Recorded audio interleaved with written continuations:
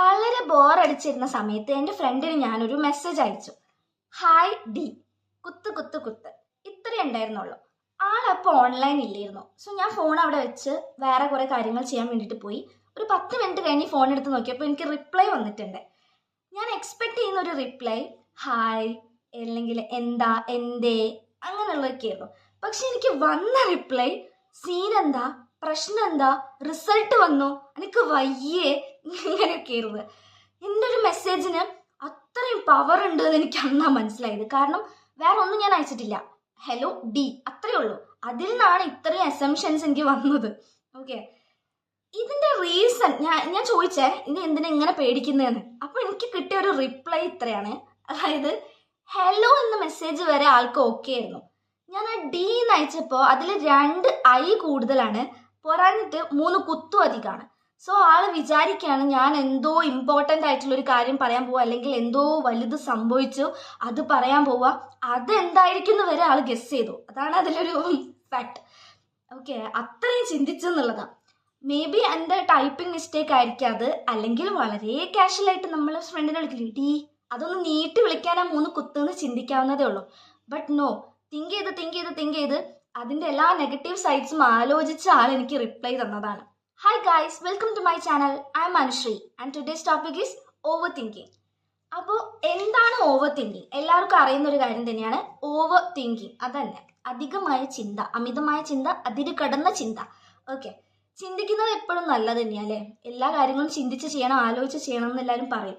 പക്ഷെ അത് കൂടിപ്പോയാൽ വളരെയധികം പ്രശ്നമാണ്. അതിനൊരു ഫണ്ണി ആയിട്ടുള്ള ഒരു ഇൻസിഡൻ്റ് ആയിട്ട് കണക്കാക്കാവുന്ന ഒരു കാര്യമാണ് ഞാൻ നേരത്തെ പറഞ്ഞ കഥ. ഓക്കെ, അതിനപ്പുറം വളരെ സീരിയസ് ആയിട്ട് ഒരുപാട് സിറ്റുവേഷൻസിൽ ഓവർ തിങ്കിങ് കാരണം ബുദ്ധിമുട്ടുന്ന ആളുകൾ എന്താണെന്നുള്ളത് നമുക്കറിയാം. ഇതിന്റെ റീസൺസ് നമ്മൾ അതുപോലെ തന്നെ എങ്ങനെ ക്യൂർ ചെയ്യാം, അല്ലെങ്കിൽ നമുക്കത് എങ്ങനെ സോൾവ് ചെയ്യാം എന്നുള്ളതും മനസ്സിലാക്കേണ്ടത് അത്യാവശ്യമാണ്. ഫസ്റ്റ് ഞാൻ പറഞ്ഞ ആ സ്റ്റോറിയിൽ അങ്ങനെ ഒരു കാര്യം നടക്കാൻ കാരണം ഫിയർ ഓഫ് ദ അൺനോൺ ആണ്. അതായത് അറിയാൻ പാടില്ലാത്തൊരു കാര്യത്തിനെ കുറിച്ച് അറിയാവുന്ന റിസോഴ്സ് വെച്ച് എന്ത് ചെയ്യാണ്, ചിന്തിച്ച് കൂട്ടാം. സിമ്പിൾ, അതാണ്. എൻ്റെ ഒരു മെസ്സേജിന് അതിൽ വേറെ അർത്ഥങ്ങളൊന്നും നോർമലായിട്ട് നമുക്ക് നോക്കിക്കഴിഞ്ഞാൽ പെട്ടെന്ന് ഒറ്റ നോട്ടത്തിൽ പ്രത്യേകിച്ച് ഒന്നും തോന്നൂല. പക്ഷെ അതിലേക്ക് വീണ്ടും അനലൈസ് ചെയ്യുമ്പോഴാണ് എന്ത് മനസ്സിലാവുന്നത്, ഇതിൽ 2 ഐ കൂടുതലാണ്, 3 ഡോട്ട് കൂടുതലാണ്, അപ്പം എന്തോ നീട്ടി വിളിച്ചതാ, എന്തോ ഹെൽപ്പ് വേണം. അങ്ങനെ വായിച്ചെടുത്തത് ആ ഉള്ള സാധനത്തിനെ ഓവറായിട്ട് അനലൈസ് ചെയ്തിട്ടാണ്. സോ അറിയാൻ പാടില്ലാത്ത എല്ലാം വരാൻ പോകുന്ന ഒരു കാര്യത്തിനെ കുറിച്ച് അറിയാതെ തന്നെ എന്താ പേടിക്കുക. അതുകൊണ്ടാണ് ഇങ്ങനെ ഓവർ തിങ്കിങ് വരാനുള്ള ഒരു കാരണം. സെക്കൻഡ് റീസൺ എന്ന് പറയുന്നത് കുറച്ച് എന്താ പറയുക ആളുകൾക്ക് ഉണ്ടാവുന്ന ഒരു കാര്യം തന്നെയാണ് പാസ്റ്റ് എക്സ്പീരിയൻസസ് അല്ലെങ്കിൽ ട്രോമ എന്ന് പറയുന്നത്. ലൈഫിൽ ഒരു പ്രാവശ്യം ഒരു മിസറി അല്ലെങ്കിൽ ഒരു സാഡ് ആയിട്ടുള്ള ഒരു എക്സ്പീരിയൻസിലൂടെ കടന്നു പോയ ഒരാൾ അതുപോലെ ഒരു സിറ്റുവേഷൻ വീണ്ടും വരുമ്പോൾ പഴയതുപോലെ തന്നെ ഞാൻ ആവുമോ എന്ന് ചിന്തിക്കും. അതാണ് സംഭവം. അത് ഒരൊറ്റ ചിന്തയിലും ഒതുങ്ങുന്നതാണെങ്കിൽ കുഴപ്പമില്ല. പക്ഷെ അന്ന് തനിക്ക് ഇപ്പോൾ ഒരാളുടെ മിസ്റ്റേക്ക് കൊണ്ടാണ് അന്നൊരു എക്സ്പീരിയൻസ് ഉണ്ടായത് എങ്കിൽ അത് ഇതേ മിസ്റ്റേക്ക് ഞാൻ ഇനിയും റിപ്പീറ്റ് ചെയ്യുമോ, എനിക്ക് ഇത് തന്നെയാണോ ഇനിയും വരാൻ പോകുന്നത്, അങ്ങനെയായാൽ ഞാൻ എന്ത് ചെയ്യും, എൻ്റെ ലൈഫ് മൊത്തം ഇങ്ങനെയാണോ, അങ്ങനെ ചിന്തിച്ച് എക്സ്ട്രീമിലേക്ക് പോകും. അതാണ് ഈ പാസ്റ്റ് എക്സ്പീരിയൻസ് അല്ലെങ്കിൽ ട്രോമ കാരണമുള്ള ഓവർ തിങ്കിങ്. തേർഡ് വൺ ആണ് ഫിയർ ഓഫ് ജഡ്ജ്മെന്റ്. ഇത് എനിക്ക് ഒരുപാട് റിലേറ്റ് ചെയ്യാൻ പറ്റുന്ന ഒരു കാര്യമാണ് ഫിയർ ഓഫ് ജഡ്ജ്മെന്റ് എന്നുള്ളത്. നല്ല രീതിക്ക് ആ സാധനം കൊണ്ട് ഞാൻ ഓവർ തിങ്ക് ചെയ്യാറുണ്ട്. അതിലൊരു ഇൻസിഡൻറ്റ് ഞാൻ പറയാം. സ്കൂളിൽ പഠിക്കുന്ന സമയത്ത് സ്കൂൾ ബസ്സല്ലായിരുന്നു, നമ്മൾ സാധാ ബസ്സിലാണ് പോവുക. അപ്പോൾ എസ് ടി കൊടുത്തിട്ടാണ് കയറുക. എസ് ടി കൊടുത്ത് കയറുമ്പം സീറ്റൊന്നും ഉണ്ടാവലില്ല, നല്ല തിരക്കാണ് സാധാരണ. ഒരു ദിവസം ബസ്സിൽ എനിക്ക് സീറ്റ് കിട്ടി. ഞാൻ സീറ്റിൽ ഇരുന്നു. 2 സ്റ്റോപ്പ് 3 സ്റ്റോപ്പ് കഴിഞ്ഞപ്പോൾ ഒരു ചേച്ചി ബസ്സിൽ കയറി, ഒരു 40-45 ഏജ് ഗ്യാപ്പിൽ വരുന്ന ഒരു ചേച്ചി. ആ ചേച്ചി കയറിയിട്ട് ഫിസിക്കലി ആ ആളെ നോക്കുമ്പോൾ നമുക്ക് ഒരു ഹെൽത്ത് ഇഷ്യൂസ് ഉള്ളതായിട്ട് ഫീൽ ചെയ്യുന്നില്ല. ആൾ സ്ട്രോങ് ആണോ, ഒരു കുഴപ്പമില്ല എന്നാണ് നമുക്ക് ഫീൽ ചെയ്യുന്നത്, ഒന്നും തോന്നുന്നില്ല. ഇമോഷണലി മെൻ്റലി ആൾ ഓക്കെ ആണോ എന്ന് എനിക്കറിയില്ല. ഫിസിക്കലി ഇൻ അപ്പിയറൻസ് നമുക്കൊന്നും തോന്നുന്നില്ല. കാലിന് വയ്യാത്ത ആളോ കൈക്ക് വയ്യാത്ത ആളോ ഒരു ക്ഷീണം ഫേസിലോ അങ്ങനെ ഒരു ഇതും ഇല്ല കേട്ടോ. അപ്പം എനിക്കൊന്നും തോന്നിയില്ല. ഞാൻ സീറ്റിലിരുന്ന് കാറ്റൊക്കെ കൊണ്ടിരിക്കുക. അപ്പോൾ ആൾ എന്നെ ഇങ്ങനെ ശ്രദ്ധിക്കുന്നതായിട്ട് എനിക്ക് തോന്നിയേ. കണ്ടക്ടർ വന്ന് അടുത്തെത്തി ഇയാൾ പൈസ കൊടുക്കണം, ആൾക്ക് ട്രാവൽ ചെയ്യാനുള്ള പൈസ കൊടുക്കുന്ന സമയത്ത് ഈ ലേഡി കണ്ടക്ടർ അടുത്ത് പറയാണ്, എന്നെ ചൂണ്ടിയിട്ടാണ് പറയുന്നത്, ST കുട്ടികൾ വരെ സീറ്റിൽ ഇരുന്നിട്ടാണ് ഇപ്പം പോവല് എന്ന് ചോദിച്ചത്. അപ്പോൾ ആളുടെ എന്ത് മൈൻഡ് സെറ്റ് കൊണ്ടാണ് അങ്ങനെ പറഞ്ഞതെന്ന് എനിക്കറിയില്ല. പക്ഷെ എന്നെ അങ്ങനെ പോയിന്റ് ചെയ്തിട്ടാണ് അത് പറഞ്ഞത്. അപ്പം എൻ്റെ അടുത്തിരിക്കുന്ന ആൾ എന്നെ നോക്കി, എന്നെ എല്ലാവരും നോക്കുന്നതായിട്ട് എനിക്ക് ഫീൽ ചെയ്തത്. നീ നോക്കിയോന്ന് എനിക്ക് ശരിക്കും അറിയില്ല കേട്ടോ, പക്ഷെ എല്ലാവരും എന്നെ തന്നെ നോക്കുന്നു. ഞാൻ എന്തോ ചെയ്തു എന്നൊരു ഫീൽ എനിക്ക് വന്നു. അപ്പോഴേ എൻ്റെ ഹാർട്ട് ബീറ്റ് ഒക്കെ കൂടി. ഞാൻ എന്താ ചെയ്തത്, ഇനി ഇപ്പം എണീറ്റ് അവരെന്ത് വിചാരിക്കും, മൊത്തമാകെ കൊളായി. എങ്ങനെയോ സ്കൂള് വരെ എത്തി. സ്കൂളിലെത്തി എനിക്ക് ക്ലാസ് മര്യാദയ്ക്ക് ശ്രദ്ധിക്കാൻ പറ്റിയില്ല. എൻ്റെ ഫസ്റ്റ് അവർ എങ്ങനെ കടന്നുപോയി എന്ന് എനിക്ക് അറിയൂല. എന്തൊക്കെയോ ആലോചിച്ച് വീട്ടിലെത്തിയാലോ അപ്പോഴും മാറിയില്ല. അന്നത്തെ രാത്രി ഞാൻ എപ്പോഴാ ഉറങ്ങിയതെന്ന് ഒരു ടൈം എനിക്കറിയില്ല. കാരണം രാത്രിയാണ് ഈ ചിന്തകൾ അങ്ങ് കൂടുക. അന്ന് ഞാൻ ചിന്തിച്ചത് ഇങ്ങനെയാ, ഞാൻ എണീറ്റ് കൊടുക്കാണ്ടായപ്പോൾ ഞാൻ അഹങ്കാരിയാന്ന് വിചാരിച്ചിട്ടുണ്ടാവോ, ഞാൻ ചെയ്തത് തെറ്റാണോ, മീൻസ് ആ ആള് പണിക്ക് പോകുന്നൊരു ചേച്ചിയാണ്, സൈഡ് ബാഗൊക്കെ ഇട്ടിട്ട്. അപ്പം ഞാൻ എണീറ്റ് കൊടുക്കണമായിരുന്നല്ലേ, അങ്ങനെ ഞാൻ ചിന്തിച്ചു. ഇനി ആ ബസ്സിൽ കയറുമ്പോൾ ആ ചേച്ചീനെ കാണുമ്പോൾ ഞാൻ എന്ത് ചെയ്യും, ആ ചേച്ചീനെ അങ്ങനെ വിചാരിച്ചില്ലേ, ആ ബസ്സിൽ ഇനി കയറണ്ട, ഞാൻ സ്ഥിരം പോകുന്ന ബസ്സാണ് കേട്ടോ, അതിലിനി കയറണ്ട, ഇങ്ങനെയൊക്കെ ചിന്തിച്ചു. ആക്ച്വലി വേറൊരു സൈഡ് അവിടെ വർക്ക് ആവണില്ല. കാരണം ഒരു ബസ്സിൽ കയറുമ്പോൾ നമ്മളിപ്പം ഏതൊരു യാത്ര ചെയ്യുന്ന ഏതൊരാളാണെങ്കിലും ആർക്ക് ഈക്വൽ റൈറ്റ്സ് ആണുള്ളത്. ഇപ്പം അതൊരു കൺസെഷൻ എടുത്തിട്ട് പോകുന്ന കുട്ടികളാണെങ്കിലും അല്ലാതെ ഫുൾ ടിക്കറ്റ് കൊടുത്ത് പോകുന്ന ആൾക്കാണെങ്കിലും ഈക്വൽ ആണ് അവിടെ ബസ്സിൽ സീറ്റ് ഉണ്ടെങ്കിൽ ആർക്കും കയറിയിരിക്കാം. റിസർവ്ഡ് സീറ്റിലാണ് നമ്മൾ ഇരിക്കുന്നതെങ്കിൽ ആ കാറ്റഗറിയിൽ പെടുന്ന ആൾക്കാർ വരുമ്പോൾ നമ്മൾ എണീറ്റ് കൊടുക്കണം. അതാണ്. അല്ലെങ്കിൽ പിന്നെ നമ്മുടെ മോറൽ അല്ലെങ്കിൽ എത്തിക്കൽ വാല്യൂസ് വെച്ചിട്ട് ഒരു വയ്യാന്ന് തോന്നുന്ന ഒരാൾ, ഒരു ഏജ്ഡ് ആയിട്ട് ഒരാളാണെങ്കിൽ നമ്മൾ റിസർവ്ഡ് സീറ്റിൽ അല്ലെങ്കിൽ പോലും നമ്മുടെ ആ ഒരു എത്തിക്കൽ സൈഡ്, മൊറാലിറ്റി കീപ്പ് ചെയ്തിട്ട് നമ്മൾ എന്ത് ചെയ്യും, എണീറ്റ് കൊടുക്കുക, അതൊക്കെ ചെയ്യും. അതൊക്കെ പേഴ്സണൽ ചോയ്സ് ആണ്. അതൊക്കെ അങ്ങനെ. അല്ലാത്ത പക്ഷം ST കൊടുക്കുന്നു എന്നുള്ളൊരു റീസൺ കൊണ്ട് ഒരാൾ സീറ്റിൽ നിന്ന് എണീപ്പിക്കാനോ ആളെ പോയിന്റ് ഔട്ട് ചെയ്ത് ഷൗട്ട് ചെയ്യാനോ ഒന്നും ആർക്കും ഇവിടെ റൈറ്റ്സ് ഇല്ല. നമ്മൾ വളരെ ഫ്രീക്വൻ്റ് ആയിട്ട് പറയുന്ന ഒരു കാര്യമാണ് ST അവകാശമാണ്, ഔദാര്യമല്ലാന്ന്. ഇതൊക്കെ അന്നും എനിക്കറിയാം. പക്ഷെ അതൊന്നും അപ്ലൈ ചെയ്യാൻ എൻ്റെ മനസ്സിനെ സമ്മതിച്ചില്ല. ഞാൻ ഇതിൻ്റെ ഈ വശങ്ങളൊന്നും ചിന്തിച്ചിട്ടില്ല. സോഷ്യൽ, മോറൽ, എത്തിക്കൽ ആ സൈഡിലോട്ടൊന്നും പോകുന്നില്ല. എനിക്കപ്പോൾ ചിന്തിച്ചാൽ മതി, എല്ലാം ഞാനൊക്കെ എൻ്റെ പണിയുണ്ട്. ആ ഒരു സാധനമായിരുന്നു എനിക്ക്. വിഷയത്തിൽ നിന്ന് പോയി. Over thinking. അങ്ങനെ ഓവർ തിങ്ക് ചെയ്ത് എൻ്റെ ഒരു നൈറ്റ് ഡേ എല്ലാം വേസ്റ്റ് ചെയ്ത ഒരാളാണ് ഞാൻ. അതുകൊണ്ട് ഈ ഒരു പോയിന്റ് എനിക്ക് നന്നായിട്ട് റിലേറ്റ് ചെയ്യാൻ പറ്റും. ഫിയർ ഓഫ് ജഡ്ജ്മെന്റ് എന്നുള്ളത് ഭയങ്കര പേടിയായിരുന്നു എനിക്ക് ആ ചേച്ചീനെ പേടിയായിപ്പോയി. ആ ബസ്സിൽ ഞാൻ കയറിയിട്ടില്ല. ലിറ്ററലി ഞാൻ ആ ബസ്സിൽ പിന്നെ കയറിയിട്ടില്ല. ആ ഒരു ടൈം ഗ്യാപ്പിൽ കേട്ടോ പിന്നെ കയറിയിട്ടുണ്ട്. അങ്ങനെ.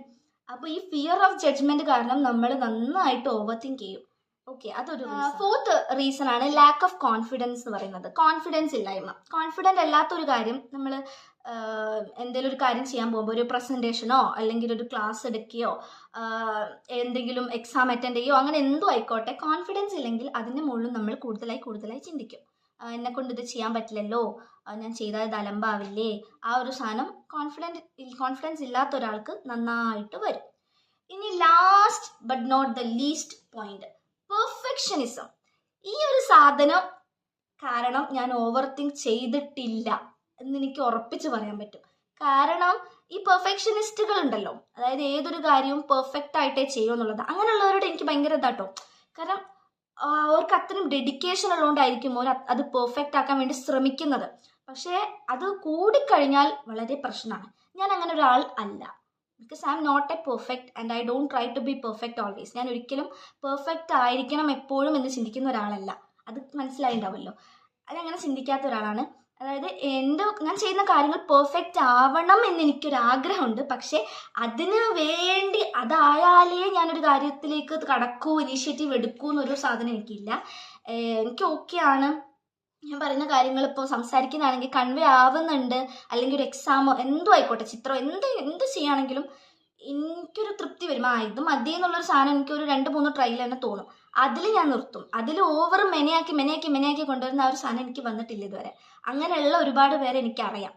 അത് പ്രശ്നം എന്താണെന്ന് വെച്ചാൽ നമ്മൾ ഒരു കാര്യം ഫസ്റ്റ് സ്റ്റെപ്പ് എടുക്കൂല. പെർഫെക്ഷനിസം കൂടിപ്പോയി കഴിഞ്ഞാൽ നമ്മൾ ഒരു ഫസ്റ്റ് സ്റ്റെപ്പ് എടുക്കാൻ ഒരുപാട് ഡിലേ ആവും. അത് എത്രയും പെർഫെക്റ്റ് ആയിട്ട് നമ്മൾ ചെയ്യൂ എന്നുള്ള ഒരു തോട്ട് വെച്ച് നിന്നാൽ അതിനൊരുപാട് ടൈം എടുക്കും. പിന്നെ അത് വേറൊരു രീതിയിൽ ബാധിക്കുന്ന എങ്ങനെയാന്ന് വെച്ചാൽ ലൈഫിൽ എന്തൊരു ചെറിയ ഡിസിഷൻ എടുക്കാനാണെങ്കിൽ പോലും ഒരുപാട് ചിന്തിക്കുന്ന ഒരു ഇതിലേക്ക് നമ്മൾ എത്തും. കാരണം അത് ശരിയാവും, ഇത് ശരിയാവില്ലേ, ഇത് ഇത്തിരി കൂടി ഇങ്ങനെ ആക്കിയാലേ അത് റെഡി ആവുള്ളൂ, അങ്ങനെ ഒരു സാധനത്തിലേക്ക് എത്തിയിട്ട് ചെറിയ തീരുമാനം എടുക്കാൻ പോലും പറ്റാത്തൊരു അവസ്ഥയിലേക്ക് ഈ ഓവർ പെർഫെക്ഷനിസം കാരണം ഉണ്ടാവും. ഓക്കെ, അടുത്തായിട്ട് ഞാൻ പറയാൻ പോകുന്നത് how can we cure it, അല്ലെങ്കിൽ നമുക്കിത് എങ്ങനെ സോൾവ് ചെയ്യാം എന്നുള്ളതാണ്. ഇതൊരു ഓർഡറിലാണ് ഞാൻ പറയാൻ പോകുന്നത്. ഈ ഒരു ഓർഡറെ കീപ്പ് ചെയ്തിട്ട് തന്നെ നിങ്ങൾ ട്രൈ ചെയ്ത് നോക്കിയാൽ ബെസ്റ്റ് ആയിരിക്കും. ബിക്കോസ് ഞാൻ ട്രൈ ചെയ്തൊരു കാര്യമാണ്. ഇതിൽ ഫസ്റ്റ് മെത്തേഡ് അല്ലെങ്കിൽ ഫസ്റ്റ് സ്റ്റെപ്പ് ഓർ ടിപ്പ് എന്ന് പറയുന്നത് പോസ് ആൻഡ് ആസ്ക് എന്നുള്ളതാണ്. വെരി സിമ്പിൾ ആണ്. ചില കാര്യങ്ങൾ ചെയ്യാൻ പോകുമ്പോൾ നമുക്ക് ഓവർ തിങ്ക് ചെയ്യുന്ന ഒരു സിറ്റുവേഷൻ വരികയാണ്. എനിക്ക് ഇത് പറ്റുമോ പറ്റില്ല, അയ്യോ അയ്യോ അയ്യോ എന്ന് പറഞ്ഞ് ഇങ്ങനെ ചിന്തിക്കുമ്പോൾ ഒന്ന് ഇനി നമ്മളെന്താ അറിഞ്ഞുകൊണ്ട് കോൺഷ്യസ് ആയിട്ട് തന്നെ നമ്മളൊന്ന് പോസ് ചെയ്യുക, ഒന്ന് സ്റ്റോപ്പ് ചെയ്യുക. നമ്മൾ എന്നിട്ട് എന്താ ചെയ്യുക, ഒന്ന് ആലോചിക്കുക, സ്വയം ചോദിക്കുക, ഞാൻ ഈ ചിന്തിക്കുന്നതിന് വല്ല കാര്യം ഉണ്ടോ എന്ന്. വളരെ സിമ്പിളായിട്ടൊരു ക്വസ്റ്റ്യൻ. ഈ ചിന്തിക്കുന്നതിന് വല്ല അർത്ഥം ഉണ്ടോ എന്നൊരൊറ്റ ചോദ്യം സ്വയം അങ്ങോട്ട് ചോദിക്കുക. അത് ചോദിക്കുമ്പോൾ നമുക്ക് ചിലപ്പം ഒരു ആൻസർ കിട്ടും. നമ്മുടെ ബ്രെയിനിനെ എപ്പോൾ ക്വസ്റ്റ്യൻ ചെയ്യുന്നോ അത് അതിൻ്റെ തോട്ട് പ്രോസസ്സ് അവിടെ സ്റ്റോപ്പ് ചെയ്യുന്നതാണ് പറയപ്പെടുന്നത്, അക്കോർഡിംഗ് ടു സൈക്കോളജി കേട്ടോ. ആ ഒരു പോയിന്റാണ് അവിടെ വർക്ക് ചെയ്യുന്നത്. ഇനി സെക്കൻഡ് ടിപ്പ് എന്ന് പറയുന്നത് ആക്ഷൻ ഓവർ അനാലിസിസ് ആണ്. അതായത് നമ്മളൊരു സിറ്റുവേഷൻ വന്നു, അപ്പം അത് നമ്മൾ അനലൈസ് ചെയ്യാണ്. മൊത്തത്തിൽ അത് ഇങ്ങനെ പ്രശ്നമാണ്, ഇതാണ് എൻ്റെ പ്രശ്നങ്ങൾ ഇതൊക്കെയാണ് എന്ന് നമ്മൾ അനലൈസ് ചെയ്തിട്ട് ഈ ഒരു പ്രശ്നം എൻ്റെ ലൈഫിൽ ഉണ്ടായി, ഓക്കെ ഐ ആക്സെപ്റ്റ് ഇറ്റ്, ഇത് മാറാൻ വേണ്ടി എനിക്ക് എന്തെങ്കിലും ചെയ്യാൻ പറ്റൂ, ആക്ഷൻ, എന്തെങ്കിലും ഒരു ആക്ഷൻ എനിക്ക് എടുക്കാൻ പറ്റുമോ എന്ന് ചിന്തിക്കുക എന്നുള്ളതാണ്.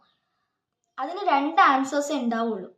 ചിലപ്പോൾ അത് നമ്മുടെ കയ്യിൽ ഒതുങ്ങുന്ന കാര്യമായിരിക്കും, ചിലപ്പോൾ അല്ലാത്ത കാര്യമായിരിക്കും. അപ്പോൾ ഈ കാര്യം അനലൈസ് ചെയ്തിട്ട്, ആ ഒരു പ്രശ്നം അനലൈസ് ചെയ്തിട്ട് ആ ഒരു കാര്യം എനിക്ക് സോൾവ് ചെയ്യാൻ പറ്റുമോ, നോ ഓർ യെസ് അതായിരിക്കും വരിക. നോ ആണെന്നുണ്ടെങ്കിൽ അത് അവിടെ ലീവ് ചെയ്യുക, എൻ്റെ കയ്യിൽ ഒതുങ്ങുന്ന കാര്യമല്ല, പിന്നെ ഞാൻ ഇപ്പോൾ എന്തെങ്കിലും ചിന്തിക്കുന്നത് അവിടെ വിടുക. യെസ് ആണെന്നുണ്ടെങ്കിൽ എന്താണോ എനിക്ക് ചെയ്യാൻ പറ്റുക, ആ ഒരു സ്മോൾ സ്റ്റെപ്പ് എന്താണോ അതെടുക്കുക. എല്ലാം ഇപ്പോൾ അങ്ങോട്ട് ചെയ്യാൻ പറ്റിയെന്നിരിക്കില്ല, പക്ഷെ നമുക്ക് ചില കാര്യങ്ങൾ ചെയ്യാൻ പറ്റുന്നതുണ്ടാവും. അതിൽ ഒരു സ്മോൾ സ്റ്റെപ്പ് എന്താണോ അതെടുക്കുക എന്നുള്ളതാണ് ചെയ്യേണ്ടത്. Action over analysis. ഓക്കെ, ഇതിന് ഞാനൊരു എക്സാമ്പിൾ പറയാം.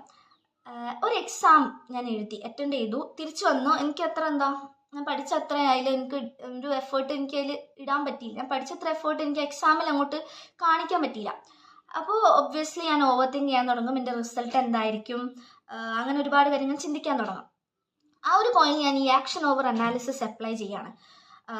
ഓക്കെ, ഇതാണ് സിറ്റുവേഷൻ, ഇതാണ് എക്സാം എഴുതി, ഞാൻ സാറ്റിസ്ഫൈഡ് അല്ല, എന്ത് ചെയ്യും എന്നുള്ളത്. ഇതിൽ എനിക്ക് എന്തെങ്കിലും ചെയ്യാൻ പറ്റുമോ, ഇപ്പോൾ ആ ഒരു സാധനം മാറാൻ വേണ്ടി എനിക്ക് എന്തെങ്കിലും ചെയ്യാൻ പറ്റുമോ എന്ന് ഞാൻ ആലോചിക്കാം. അപ്പോൾ ആ എഴുതിയ സാധനത്തിൽ എനിക്കിനി ഒന്നും ചെയ്യാൻ പറ്റില്ല, അവിടെ എനിക്ക് നോ ആണ് ആൻസർ. സോ ഞാനത് ഒഴിവാക്കി വിടാം, അതിനെപ്പറ്റി ഞാൻ ചിന്തിക്കുന്നില്ല. Okay, leave it.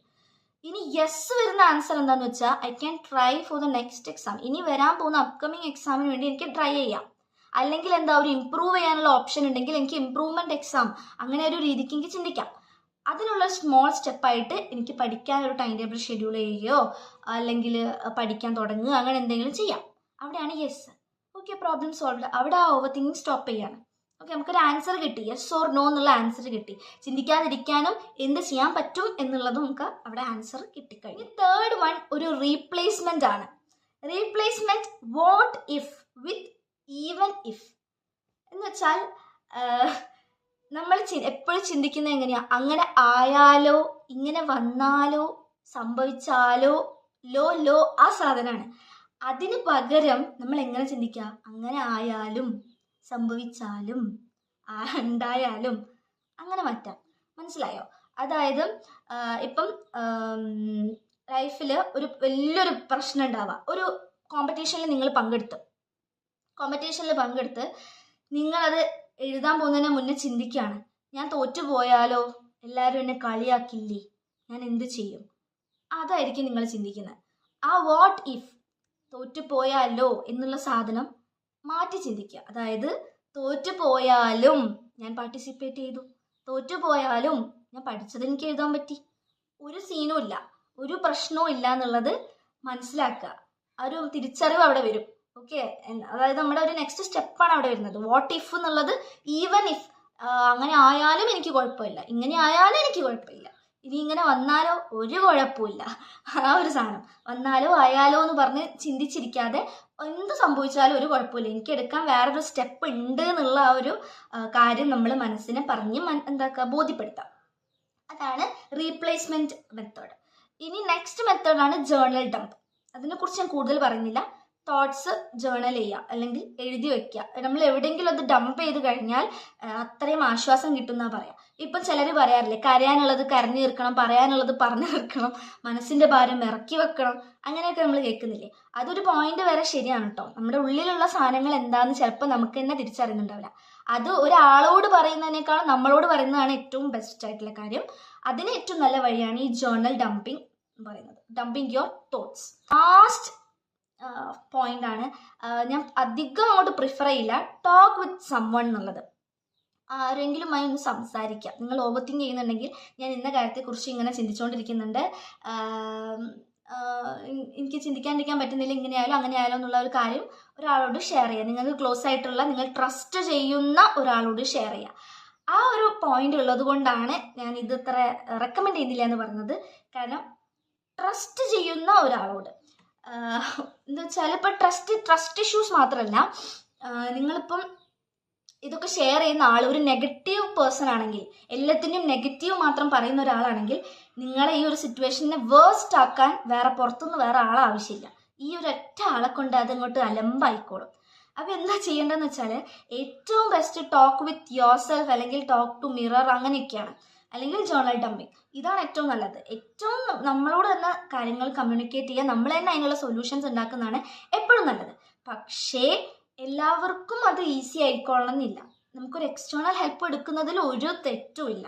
പക്ഷെ അത് ചൂസ് ചെയ്യുമ്പോൾ വളരെ ശ്രദ്ധിച്ച് മാത്രം ചൂസ് ചെയ്യുക, ആരെയാണ് തിരഞ്ഞെടുക്കുന്നത് എന്നുള്ളത്.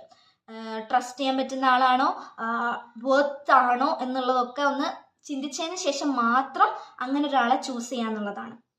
കാരണം നമ്മുടെ എല്ലാ ഫീലിങ്സും ഇമോഷൻസും ആ ഒരാളോട് നമ്മൾ ഷെയർ ചെയ്യാൻ പോവാണ്. അപ്പോൾ അത് അങ്ങനെ ആ ഒരു സെൻസിലെടുത്ത് നമ്മളെ ഹെൽപ്പ് ചെയ്യണം എന്നുള്ള ഇൻറ്റൻഷനോട് വരുന്ന ആൾ തന്നെ ആയിരിക്കണം. അല്ലാത്ത ഒരാൾക്ക് അതിനെ റിവേഴ്സ് ചെയ്യാൻ വളരെ വളരെ എളുപ്പമാണ്. അപ്പോൾ അത് വളരെ ശ്രദ്ധിച്ച് തന്നെ ചെയ്യുക. The point is talk with someone or talk to yourself in mirror. I prefer mirror. Okay, അപ്പോൾ ഇതൊക്കെയാണ് simple steps to cure or to solve this issue. അപ്പോൾ ഇത് നിങ്ങൾക്ക് യൂസ്ഫുൾ ആണ് എന്ന് തോന്നുകയാണെങ്കിൽ എന്ത് ചെയ്യുക, ലൈക്ക് ചെയ്യുക, ഷെയർ ചെയ്യുക, സബ്സ്ക്രൈബ് ചെയ്യുക. അതുപോലെ തന്നെ ഇങ്ങനെ ഓവർ തിങ്ക് ചെയ്ത് വേസ്റ്റ് സിറ്റുവേഷനിലൂടെ കടന്നു പോകുന്നൊരു ഫ്രണ്ട് നിങ്ങൾക്ക് ഉണ്ടെങ്കിൽ എന്തായാലും ഈ ടിപ്സ് അവർക്ക് പറഞ്ഞു കൊടുക്കുക, അല്ലെങ്കിൽ ഈ വീഡിയോ ഒന്ന് ഷെയർ ചെയ്ത് കൊടുക്കുക. ഓക്കെ, അപ്പോൾ അത്രയേ ഉള്ളൂ. Thank you for watching my video. By.